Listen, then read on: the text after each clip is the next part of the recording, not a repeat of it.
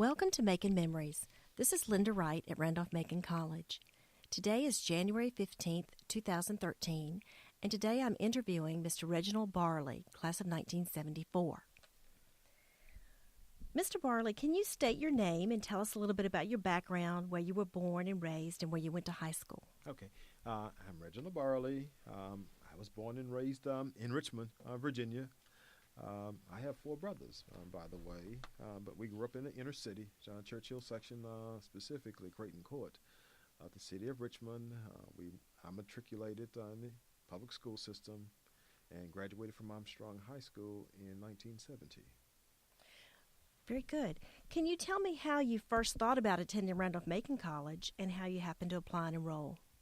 Well, I was in the Upward Bound program my senior year in high school, and the Upward Bound counselor noticed the fact that all the schools that I applied to had been small liberal arts schools in the Northeast.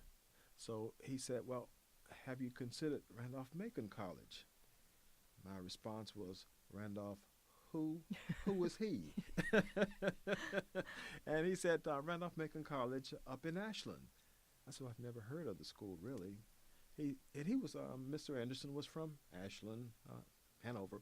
He said, well, why don't you think about it? He said, I'll get you some literature on it, and we'll take a look at it. I said, okay. And so he provided me with some literature. And because he was from Ashland and Hanover, he said, well, why don't we do this? I'll give you a ride up there so that you can take a look at the campus, which is what he did. And he said, well, it won't hurt to apply either. He said they have some interesting things going on up there. He said one is that they're integrating now. He said, but I think that you would think the experience at Macon would be similar to what you'd probably get in many ways at some of these small Northeast liberal arts schools that you had applied to. Mm-hmm. So I applied. I came up for a visit. I did and didn't like the visit. Can you say more about that? What that was like, the visit? What was good and what was not so good? When I arrived up here, it was for one of the dates. What do they call it? I'll think of it in a minute. We're talking about over 40 years ago. Prospective student visiting day. Yes, mm-hmm. Something like that. And it was close to lunchtime. Now, they had a tradition at Macon then. Every day at 1:15, they played Dixie on the chimes of the school chapel. That was an immediate turnoff for me. Mm-hmm. But I was warmly received. There were only 2 African-American students on campus at the time, and I knew one, Floyd Claiborne, because he had gone to high school with me. He was a year ahead of me. Okay. And so he walked me through campus, and because it was close to home, mm-hmm. I gave it a lot of consideration, and I said, well, okay, I'll give it a try. So Floyd Claiborne must have been having a fairly good experience if you connected with him. Well, he had an experience. He was having an experience anyway. Yes. Well, how did your family and friends feel about your decision to come to Randolph-Macon? It was mixed. One thing is many of my friends had never heard of Randolph-Macon mm-hmm. College. My parents were very happy that I was attending a school close to home. Mm-hmm. I have 4 brothers, as I said before. 3 were ahead of me, and so all 3 of them were away in school at the time. And so they were happy that I was attending school close to home. My dad and my mom were very, very receptive toward me and encouraging. As a matter of fact, mm-hmm. they said it would be a totally different experience for you, and you could benefit from it. Mm-hmm. Good. Well, tell us what it was like when you arrived on campus, freshman year, where you lived and your roommate and the dorm situation. Can you talk about that? I lived in the motel dorms. Okay. My roommate was Ben McDivitt, a wonderful guy. He was from up in New Jersey, per fanboy, to be specific. And Ben was very, very open-minded. He showed me around campus, and he said, Reggie, you're going to have some problems here. He said, but things will be okay. He said, you can always rely on me to be your backup. And he said, keep you posted of everything that's going on.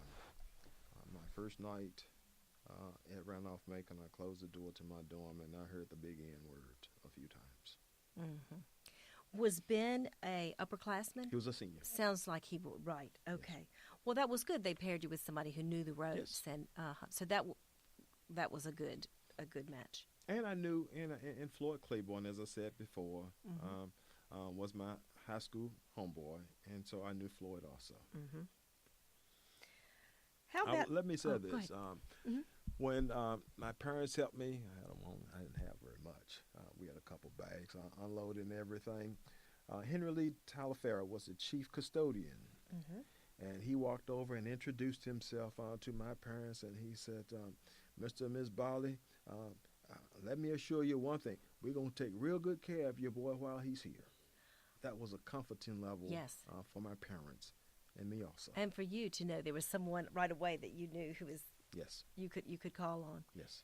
Did you have any other people like that on campus that you felt were looking out for you, particularly? James Henry, who was the head of the print shop. Mm-hmm. James Henry, and we call Henry Lee Talifera Dippy Lee because he was getting into everybody's business all the time. But they were like fatherly images for me when I was on campus. They were very protective of me when I was on campus, and so they were wonderful. And then Emily Goings, who worked in the dining hall, was very motherly toward me. So those were people who I befriended and treated me like family. And they really helped me get over what was cultural shock for me in coming from the inner city to Randolph-Macon College because my high school was not integrated at all. Mm-hmm. When I graduated from Armstrong, there were 535 African Americans in my class. That was it. Mm-hmm. So you didn't have any experience with an integrated Zero. School. Wow. Zero. I went from a high school and a cultural background that was practically 100% black to Randolph-Macon, where I represented 1/2 of 1% of the entire student and faculty population. Mm-hmm. How do you, if you can recall, how as a freshman you felt? Did you you knew that when you came in what the situation was going to be like, but the culture shock. Can you say a little bit more about that? Well, actually, when I came in, I tried very hard, which was a mistake.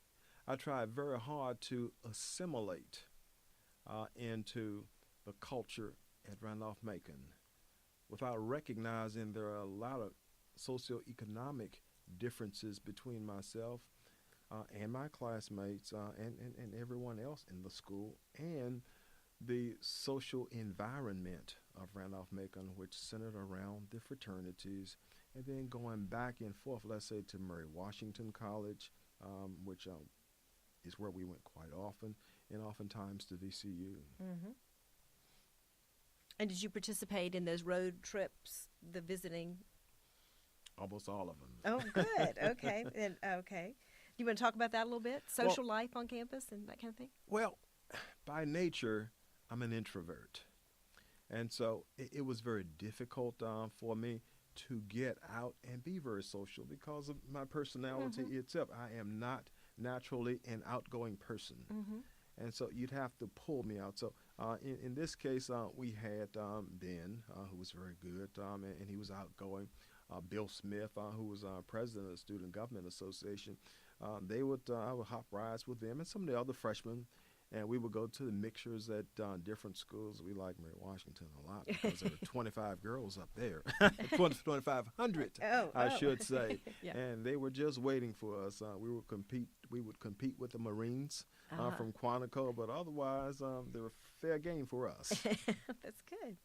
And how about VCU? What was it like to go back into Richmond, since you were from Richmond, when you would go to, you mentioned VCU social-wise? VCU had 2 ladies' dorms, Rhodes Hall and Johnson Hall. Between those 2 dorms, about 2,000 women. Wow. That was pretty good. And you were on your home turf a little bit, so you knew where to go or what to do when you got to Richmond? Not really. No. not really, because having grown up in Richmond and I grew up in Creighton Court, um, actually I didn't venture that far away from home or from school. Um, and so, and as I said before, I am not naturally outgoing, and Mm-hmm. so I would not have been inclined to get around to a lot of different places in the city. Mm-hmm. But going with other folks, then that made it easier. What it was difficult once my brothers went away to school because they were my best friends to a Yeah. great extent, and they were the ones who were outgoing, and I would try to hang with them as best I could. Mm-hmm. Let's talk a little bit about academics. Coming from Armstrong High School, can you talk about the transition, which as a freshman, and what your major was, and which classes you particularly thrived in or enjoyed? The academic transition was not difficult at all. I was a good pupil Mm-hmm. in school. I think I was in the top 5% Mm-hmm. of my class, so that was not a problem at all. I had a wonderful faculty advisor, Dr. H. Burnell Panel, one of the finest gentlemen you would ever Mm-hmm. meet and I have ever met in my life. I mean, he had a profound impact on me. Maybe we can talk about him Mm-hmm. later on. But Dr. Panel was my faculty advisor, and he guided me through different classes and professors. And believe me, he did have to guide me. Mm-hmm. He knew who I could not have as a professor. Mm-hmm. There were a number of professors who I could not go into their classes. Mm-hmm. And he was just up front to tell you that. He came right out and told me. Mm-hmm. Like, so he helped you with your schedule. Said, we're going to take this. We'll take this. We're going to stay away from that. Yes. What did you major in? Well, I started out intending to major in biology and to become a doctor. That was my ambition. I had a little incident after the summer of my freshman year, and I changed gears and I decided to become a lawyer. And once I decided to become a lawyer, I changed majors to political science, which was a wonderful decision that I made. Oh, okay. Um, any particularly faculty members in that department, mentors, any? I had a wonderful mentor, Dr. Well, I don't even know if he was a doctor or not, but Dr. Lee Solomon. He was Okay. more of a fatherly figure for Uh-huh. me. As a matter of fact, I would go out to his house a lot of Nice. times. He invited me into a lot of different things, and he took me under his wing. He Uh-huh. said, first class I had him, he said, Reggie, you can't write a lick. I said, huh? He said, you cannot write a lick. So that Christmas came along, and now Dr. Solomon was Jewish. Uh-huh. When Christmas came along, Dr. Solomon gave me a book. The book that he gave me was Elements of Style by Strunk and White. He Very said, nice. read this, follow this, and he said, you will learn to write. And he Mm-hmm. proceeded to teach me to write. He was one of my toughest critics when it came to writing, which was one of the greatest things that happened to me. That's wonderful. Yeah. I bet you still have that Strunk and White, Well, or or a I later have version. that one as well as probably two other ones Mhm. in the library in my house because I presented one to each of my kids. I have two kids, a 21-year-old and a 28-year-old. Mm-hmm. And so each of them, when they were in high school, so Mhm. that they would get an early indoctrination of elements of style and writing. Excellent. That's But very Dr. Bruce Unger, he Mhm. was he was one of the most incredible professors that I have ever had. good. Yes, he was greatly loved here. Yes, he and was. was here when I first came. Right. And you mentioned a few staff members already, but besides faculty, and you mentioned a few staff members. Anybody else on campus that particularly um, took you under their wing, or you were Well, partial to? Pete Kilgore, who taught speech and drama, Mm-hmm. he was an instigator. But he encouraged me to be myself. He said, Reggie, you're not white. Don't try to be white. He said, you bring to Randolph-Macon College a wonderful cultural experience. He said, we can learn a lot from you. He said, you will not get as much from Randolph-Macon College as Randolph-Macon College will ever get from you if you share who you are and from where you came and how you got here. And I've always remembered that. That's wonderful. Did you feel free to live into that? I tried as best I could. I really did. And I have been trying all my life to always be myself. And and that's why I said when you look at the Pete Kilgoas and you look at the H. Burnell panels and the impact that they had on me in introspectively looking, and then the impact of the outside world that it could have on me. And those are lessons that I learned from those two professors when I was here at Macon. That's wonderful. How about extracurricular activities? Anything you participated in? Did you participate in any sports or clubs? I did not participate in any kind of sports. And what was interesting is that, again, we're talking about the early 70s. And whenever individuals, alumni, parents would see me walking down the street, they would say, "Oh, do you play basketball?" I said, "No, I do not play basketball." They were almost in disbelief that I was not an athlete. And so I did get involved in, I loved all intramural activities. You did play it. Yes.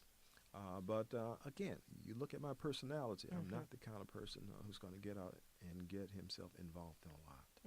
Now, I was an instigator. If you talk to some students, they say, well, if you want to go rattle something up, you find Reggie Barley. What kind of things did you instigate?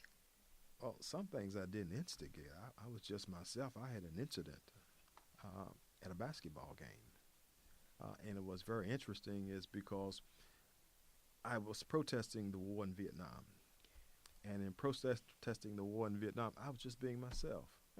Being myself, the national anthem was being played, and my way of protesting the war in Vietnam was to sit for the national anthem. So I think it took Mr. White about 8 or 10 games before he noticed that I was sitting for the national anthem. And before I knew what was going on, I was sitting there and I felt this big hand slap on my leg and said, "Damn it, Reggie, why didn't you stand for the national anthem?" And I looked at him and I said, "First, take your hand off my leg." And I said, "Second," I said, "because I didn't want to." He said, "What do you mean you didn't want to?" I said, "I have a right not to stand if I don't want." "Oh, what are you talking about?" He said, "Well, come to my office tomorrow morning at 9 and we'll talk about that." I said, "No, sir, I have class." "When do you not have class?" "I want you in my office." I said, "Sometime in the afternoon." He said, "All right, 3 o'clock. I said, "Yes, sir." Well, what that did was that galvanized a lot of members on campus, faculty members on campus. It's a liberal arts school. And they came to my support even before I could get to Mr. White's office. And you had the Mr. Ungers and Mr. Solomon. They were relating to me the old Jehovah's Witnesses on cases that went before the Supreme Court. And so when I met with Mr. White, who was a lawyer, by the way, he backed down. And I expressed to him my free expression. And I said, you had people burning flags and all these kinds of things, and I'm just quietly protesting in my own way. And there were some turbulent years here, 69 and 70 in particular, involving the war. And I was just doing it very quietly. But I think that the student body recognized the fact that I stood up to Mr. White, because there were other instances in which Mr. White didn't exactly see eye to eye. Well, can you say more? Well, there were issues involving, at that time, visitation of girls in the dorms. Right. And I made the front page of the Richmond newspaper because I said, well, why don't we quietly have a nighttime vigil in front of the president's house? And there we were, about 150 of us, with candles, because the school had just become co-ed, so we had some girls with us also. And we were walking around the president's house with our candles. And It must have been a slow day for news in Richmond because they picked it up. They were on the headline of the newspaper. Uh-huh. And again, where did I end up? In the president's office. I never spent 1 minute in Dean Andrews' office. Never. Mm-hmm. I was called straight to the president's You went right office to the every top. time. You went right to the top. He and I talked about Dixie. And I said, it offends me. Mm-hmm. I said, that's the battle hymn of the Confederacy. He said, well, it's part of our tradition here. He said there are a number of students here who think well of it. He said, you're probably the only black student here who has a problem with these, because nobody said anything about it before. And so I think it may have been about a week later or something like that, I was over in the chapel and talking to the late Mr. Bill Gibson, who's a wonderful gentleman also, because he's the one who facilitated my trip to Graz. Mm-hmm. But in the case of Mr. Gibson, I was talking to him about how I was offended by Dixie on the chimes every day at 1:15. Believe me, every day at 1:15. And I think that Mr. Gibson could feel my hurt. Mm-hmm. I do not think that Dixie has been played on those chimes since. Wow, so that was a big change that came about. Yes. Because you spoke up. Yes. Yeah. But that was only the beginning. A lot of other things came about last year here. Well, keep going. Let's talk about the changes that you saw or helped implement. I didn't say I helped implement them. I said I expressed my opinion on different things, okay. which I think that in many ways I disagree with a lot of students on. But I thought that they needed to hear a different perspective from someone who was different from most other students here. The black student body, if you would call it a black student body here, was not a monolithic group by no stretch of anybody's imagination. So I had my differences even with some of the students of color here. Mm-hmm. They didn't really call me militant, but they said, well, you are different. And in many ways, they said, well, you're braver than we are. You at least will express your opinion.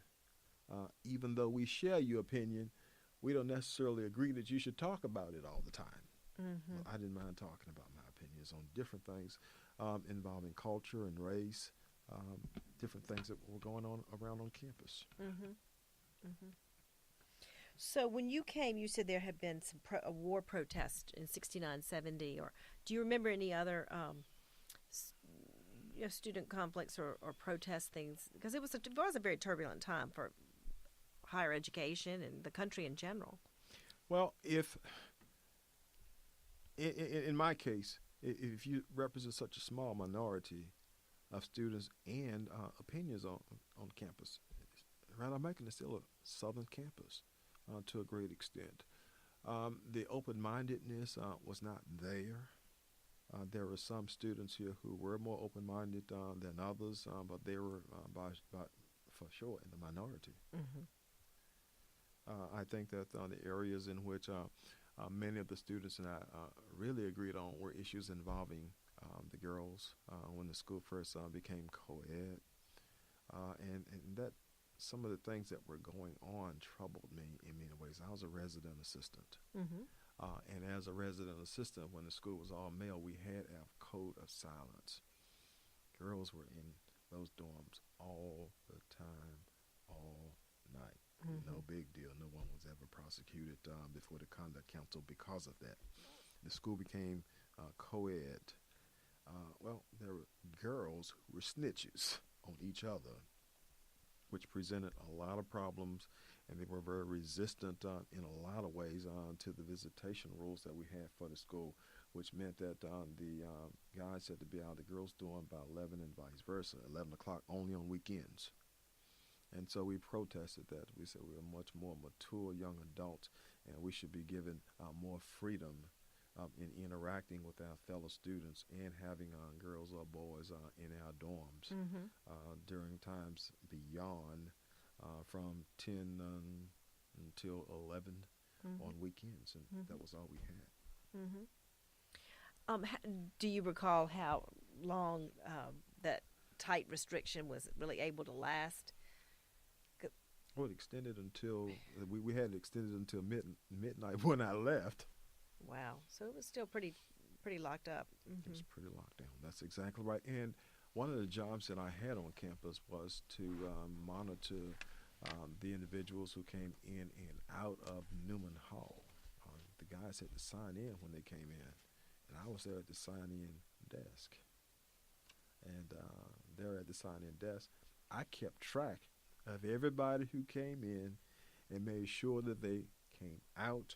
And I checked the doors Mm-hmm. to make sure that wedges were not put in those doors. And the dorm mother was a very nice lady. Her name was Mama J.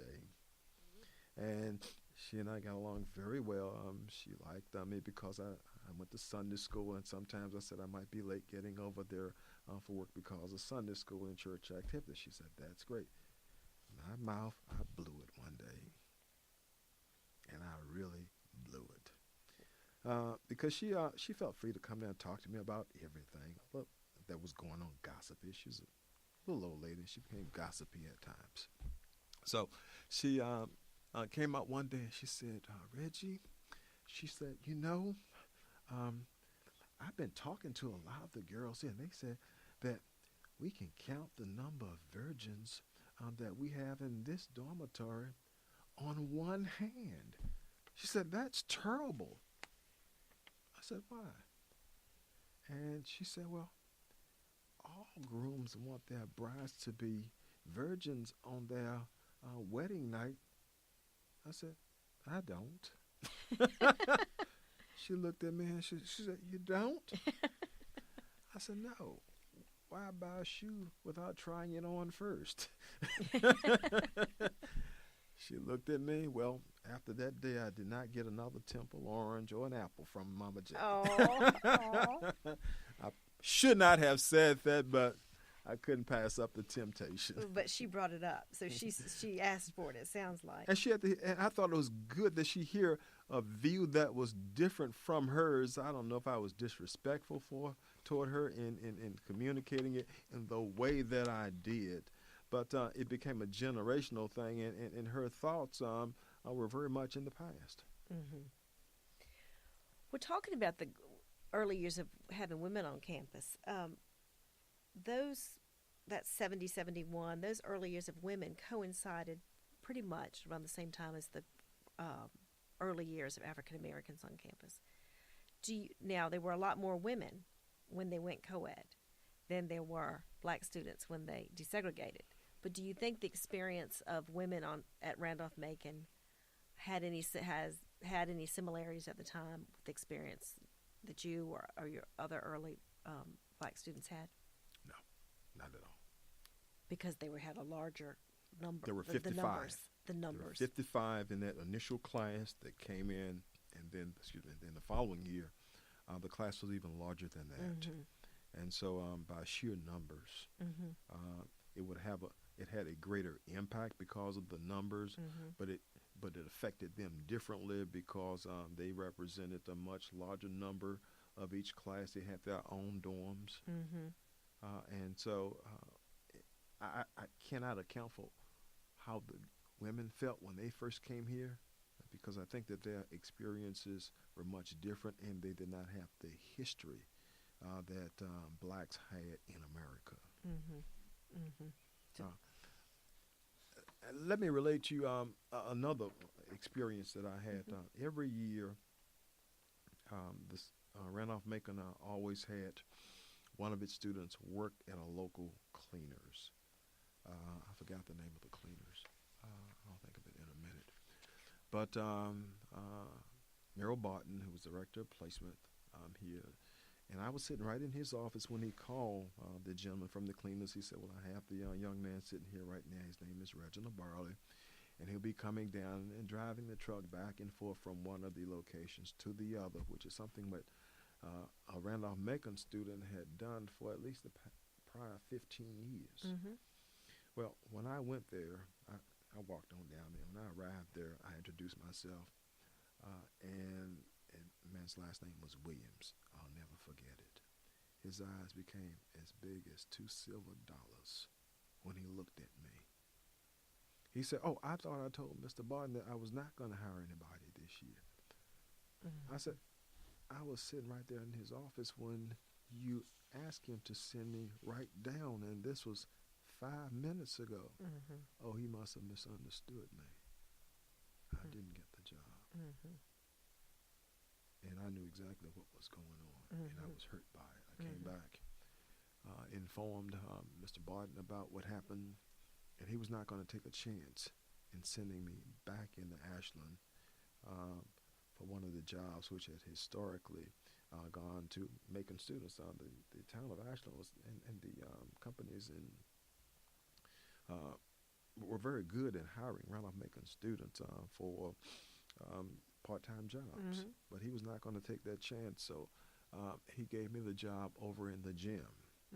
Now, the job that I had in the gym was a position that historically had been reserved for upperclassmen, seniors in particular. And the person who thought he was going to get the job, wonderful fella, Roland Pfefferkorn. He was from up in Pennsylvania. I remember that, Lehigh Valley, Pennsylvania. Roland learned that I had the job rather than he. And he became very, very upset. And he talked to Mr. Barton about it, and then he came to talk to me about it. And when he came and talked to me about it, he went from upset to very, very mad. He was pissed. Not at me, but at the guy. At the cleaners. At the cleaners.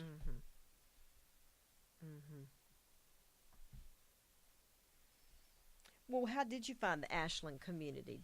What was your experience like as you left campus and went around to Ashland and, identified yourself as a Randolph-Macon student? Did you have much interaction with the town? Let's put it this way. Guys from Randolph-Macon, I have to say guys, from Randolph-Macon could not go into Ashland by themselves or in even groups of twos, because the rednecks would beat them up if they thought that they were Randolph-Macon students. We had a number of students who were beaten up. And so it was a rare occasion in which Macon students would go into town by themselves or even in twos. Now, mind you that in town for Randolph-Macon was that little shopping center. Right. Wow. Well, that certainly is very different. It's called Andy's was there, and the guys couldn't go there. You get beat up in a blink of the eye. So the college was pretty isolated from the town, you're saying? Then, very much so. Very much so. Yeah, that sounds very different than today. Yes, I'm sure the college has become very well integrated into the community, and Ashland is so much different than what it was 40 some years ago when I first arrived here. I'm going to jump around here a little bit. You talked about when you left campus, talk about social life, and you went to Mary Washington and VCU and things like that. But can you talk about the social life on campus? What the social scene was like, and which situations fostered the most interaction between black and white students on campus? Outside of class, socially. There was none. There was no interaction? There was interaction, but as far as actual socializing, most socializing on campus centered around the fraternities. Right. And we went into some fraternities. We certainly were not going over to that KA house, I'll tell you that. Yeah. And some of them, Lambda Chi Alpha were the most receptive. Phi Delta were pretty decent guys. For the most part, SAEs were decent guys. They treated us nicely when we went over into those fraternities. As a matter of fact, Floyd Claiborne was a member of Lambda Chi Alpha. He was the African American who was a year ahead of me. He was a member, and they rushed me. As a matter of fact, I declined. And the primary reason why I declined was I could not get past in the little curio as soon as you walked into the fraternity house. This little redneck who was in the curio that had a Confederate flag and said, "Forget hell." I could not get past that. Notwithstanding the fact that most of the guys were very, very decent and genuine guys. There was a black fraternity formed in about 73 or 74, Omega Psi Phi.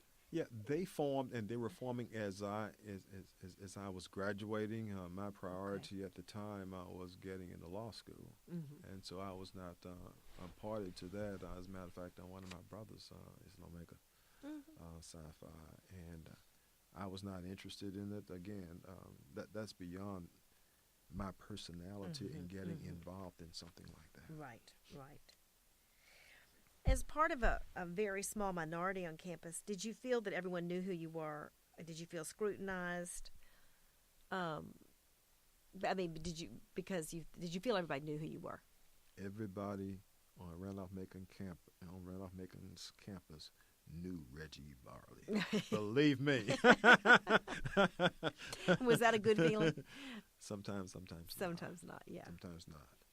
What were the advantages? What were the times when it felt good, and what were the times when sometimes not? I did not learn about a lot of things until afterwards. I came up to a Board of Associates meeting, and Allison O'Brien, who's always been very active on campus, and she's a wonderful young lady when I was here also. She said, "Reggie, I heard about you as soon as I set foot on campus, that he is mean." Oh. I said, "Wow." And so I never smiled. My natural expression is not one of a smile. And because of my insecurity, I think that the frown and mean look that I had masked the insecurity that I had. And so I would look at people and I wouldn't smile. And so many of the students, particularly the girls, felt that I was a mean guy, which was not the case. And so Allison related, she said, "I heard all about you." She said, "And I remember the first time I saw you, I was afraid to speak." And she said, but she spoke anyway. And she said, "I didn't think that you knew how to smile until you did and spoke." She was a little bit different, and I did not know that many of the students viewed me in that way because I didn't smile, and they probably didn't know why I did not smile. Didn't realize you were shy or shy and insecure. Yeah. That's right. Well, how do you feel that you were accepted generally by the student body at Randolph-Macon, or did that change, as the years went on? As you became a senior, maybe a little bit more confident, did you feel like that eased up a little bit? No.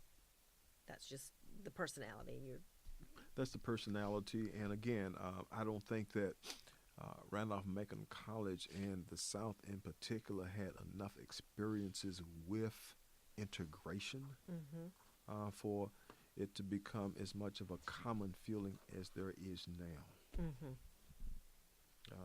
We were very much in transition back in 19. You have to understand, Haywood came here in '66, and then in '68 you had Larry Langford, Dennis Howard, and Howard Stevens. All three of them were athletes. And then in '69 you had Bobby Butler and Floyd Claiborne. Bobby was a very, very quiet guy, and Floyd was a football player part-time. And then in my class, there was myself, James Taylor, Fletcher Johnson, us three. And so it was very much a period of transition, and they had to as much adjust to being around people of color as we had to adjust to interacting with whites. Well, going back to what you said about when the college went co-ed and just the sheer numbers, do you think that, I guess it's irrelevant really, but I'm just wondering what you think about if the college had accepted more African-American students early on, if that would have eased things, or was it just a time of transition that had to be lived through no matter what? I think that the increased interaction that whites would have had with people of color would have improved things considerably. Mm-hmm.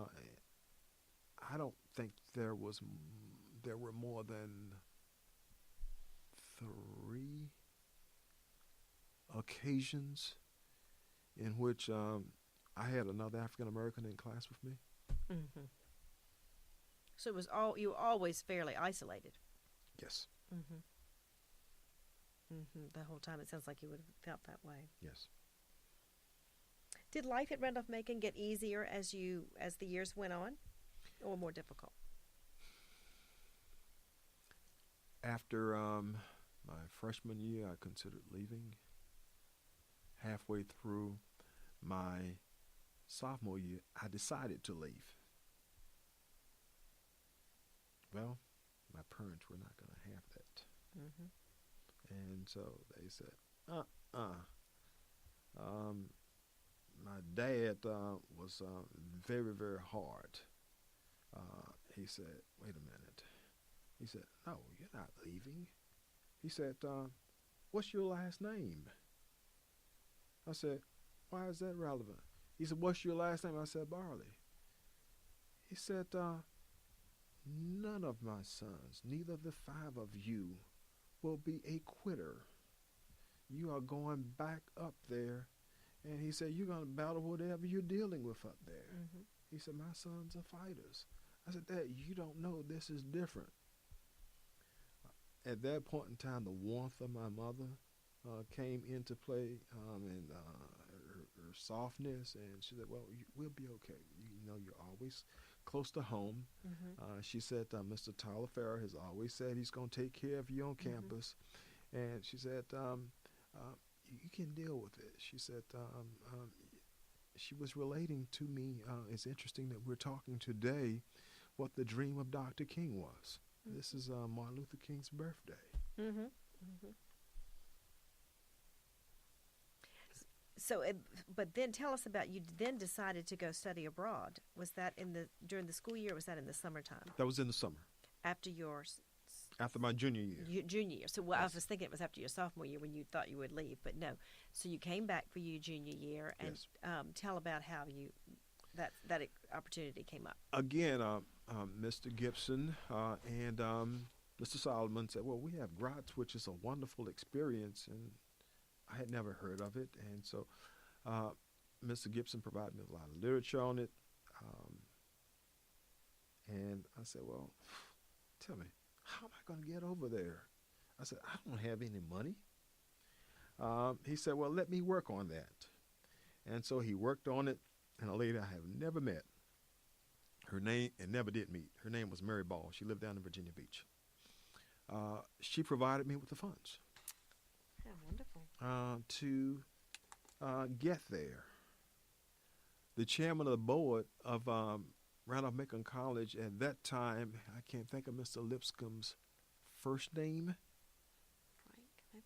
Maybe Frank Lipscomb. But he was the chairman of the board of Pan Am Airlines also. And how did I get to GROTS? Oh, very good. Pan Am Airlines. Uh-huh. And Mr. Gibson made all of that work. Mm-hmm. And so over the summers, I had always worked, and and what the work, I made good money at Philip Morris.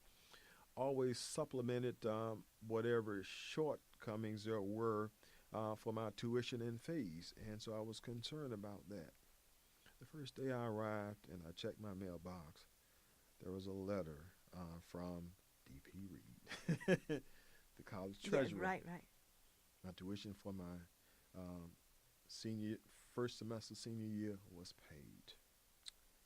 Oh, how wonderful. Mary Ball paid that tuition for me. I never met the lady. What was her connection with Randolph-Macon?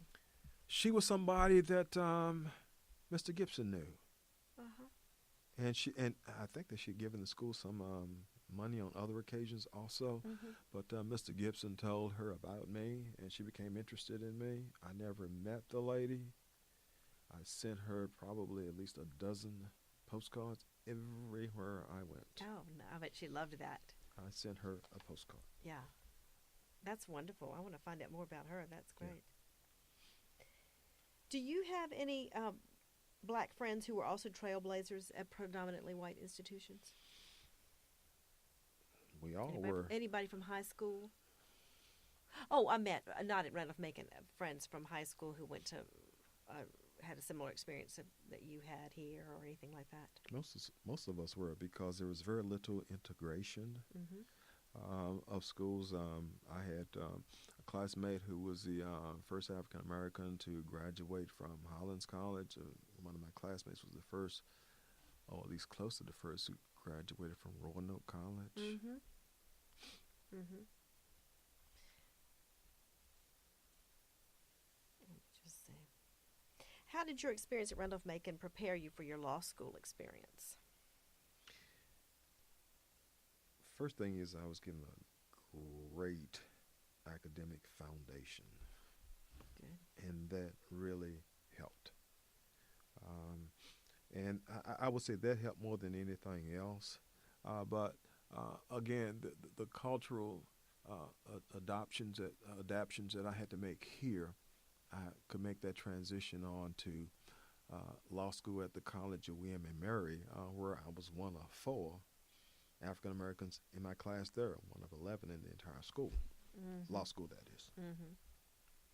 And so it made that transition a whole lot easier. But with that foundation that I had, I was very, very well prepared for law school. Very good.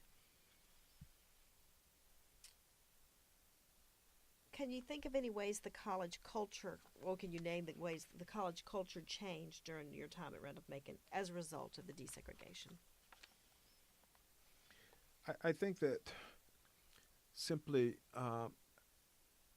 having races interact with each other, having individuals of different cultural and socioeconomic backgrounds interact with each other was mutually beneficial to both the African American students and the white students here at Macon. The overall culture of the school, just that it integrated and it was open-minded. It's a liberal arts school. It's a forum for exchange of different ideas. And you get that from different peoples. I'm deliberately saying different peoples because you're looking at people from different socioeconomic backgrounds, racial backgrounds, cultural backgrounds. And so it was of benefit to all of us. Were there any black faculty members when you were here? 0. Matter of fact, there were no minority faculty members here at all. If you were writing the history of Randolph-Macon College, what events would you include in the period of 1970 to 74? My arrival. Right, okay. Our arrival campus, right? The decision for the school to become co-ed, the arrival of the ladies. My graduation. and I said that because I did create some upheaval when I was here the last 3 or 4 weeks. We had the Yellow Jacket Weekly. Right. And I decided to reduce to writing many of the thoughts that I had that I'd been wanting to express for almost 4 years. Well, I did. Were you on the staff, or was this a guest column? This is just a letter to the editor. A letter to the editor, okay. And I wrote these little letters to the editor that I would say 75-80% of the campus student body disagreed with. Well, I wrote them anyway. Finally, I reached the point where I wrote my last letter to the editor of the Yellow Jacket Weekly. It criticized Southern traditions, the flag, Confederate uniforms, Dixie, Kappa Alpha fraternity. I was walking back to my dorm from working in the gym students caught up to me and said, Reggie, the Yellow Jacket Weekly was just distributed. I wouldn't go back there if I were you. I said, what do you mean? I said, Reggie, they didn't like your letter. I said, what do you mean? Just don't go back to the dorm. I said, oops. So I went up the street. As you know, Randolph-Macon College is surrounded by a black community. I went up the street because I used to play cards with the guys all the time. And I hung up there for a while, and I called one of my brothers, and he called the other two older brothers. And he rounded up a couple other buddies. They came here. They escorted me to my dorm. I couldn't believe it. The inscriptions that were on my door, the hatred. Oh, it was just in an afternoon. It was an evening. The sheer hatred that was seen in those, the N words was frequently used about offending that proud Southern culture. I was really afraid. I would say that galvanized the few blacks that we had on campus more than anybody else because they felt they had to protect me. So this was the last weeks of school of your senior year? Yes, probably the last 2 or 3 weeks of the academic year. Well, what happened? Were your brothers couldn't stay on campus and go to class with you, presumably, so how did you manage? My next to the oldest brother, who's a fool, by the way, went over to the Kappa Alpha house. I said, Mom, don't go over there. He said, I'm going over there blank the blank anyway. And a couple of his buddies went over there, confronted whoever came to the door, and he introduced himself, said who he was. I am told by a Kappa Sig who was next door and heard it. He said that my brother told him that if anybody touches one blank string on my little brother's head, I'm going to hold this fraternity responsible. And he said, I'm going to blow up this whole blank house. He was in the National Guard at the time. He had access to live ammo. Believe me, he would have done it. And the word got around.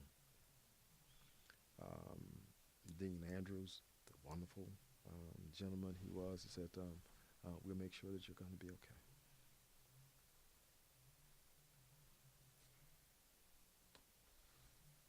Wow. I was scared. I will tell you that I was. I really was. When I walked across the stage and received my degree from Mr. Wright, and I shook his hand, he said, Reggie, it's been quite an experience having you here.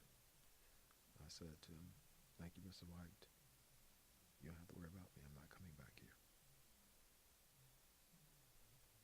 So that left sort of that left on a bad note, I guess. That's true. So how long was it before you did come back to campus? Quite a few years. I received a telephone call from James Henry, who I indicated before, worked over in the print shop. He said, Reggie, you're not going to believe this. He said, but we have a black professor up here. I said, I don't believe you.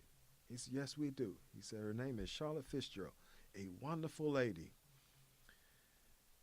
And I said, well, I just don't believe it. He said, come on up here. He said, I will introduce you to her. And at the time, I was working in the city attorney's office. I went down to the garage, got my car, drove straight up here. And James carried me over to Foxhall and introduced me to Dr. Fitzgerald, one with the warmest smile, most wonderful soft voice of anybody you're going to meet. She says, happy to meet you. She said, I've heard a lot about you. She was a wonderful lady. She died of a blood disease. I think she was here for maybe about 5 years. And so James Henry called me again. And he said, Reggie, he said, I told you things are changing up here. He said, they're really changing. He said, we have this new president up here who is a tremendous guy. He said, you'll like him a lot. I said, Mr. James, I told you I'm not coming back up there. And so my wife was at luncheon. with Ralph Crosby, who at the time was on the board of trustees and the board of associates. And my wife worked in the personnel department of the Federal Reserve Bank, and he invited her to come up here and recruit. And my wife's name is Hattie. She said, well, my husband is an alumnus of Randolph-Macon. And so he said, oh. She said, oh. He said, oh. She said, yeah. He said, well, I'd like to meet him. And so he called me one day, and he invited me. I found every excuse not to come up to Randolph-Macon. Well, you can't say no to Ralph Crosby. So the third time I said no, he said, well, I can come over and pick you up. He said, we can go out to lunch and we can talk. We went out to lunch. We talked. He spoke about the changes that were coming about at Randolph-Macon. He said, well, why don't we do this? At least give me a chance to introduce you to the president that we have there. Liddell Payne was one of the best things that could have happened to this school. Well, 2 years later, I was a member of the Board of Associates. Oh, very good. Good. And I have been very active ever since. Yeah. Good. I proudly tell people Randolph-Macon College is my alma mater. That's great. Well, you're going to be coming back up here next week. Yes. Speaking at the Martin Luther King Day celebration. Yes, and I'm excited about that. I am too. That sounds very good. So we'll look forward to hearing more of your reflections about the college then. So any final thoughts or stories or anything that you'd like to share? Not so much as to say that one of the best things that could have happened to me in my life was Randolph-Macon College. The experience, the way I grew and developed here, prepared me for life. Mm-hmm. Well, it sounds like you were one of the best things that happened at Randolph-Macon College as well. I hope I was. Yeah. No, take that back. I hope I have been. Yeah. Good. Well, and to continue many more years of connection. Good. Yes, for sure. Right. Well, Mr. Barley, thank you very much for making memories today. Let me say this. The entire time that I was at Randolph-Macon, I was never known as Mr. Barley. It was just Reggie. Okay. Well, Reggie, thank you for being here today. I am very, very glad I could make it. Good. Thank you. Okay.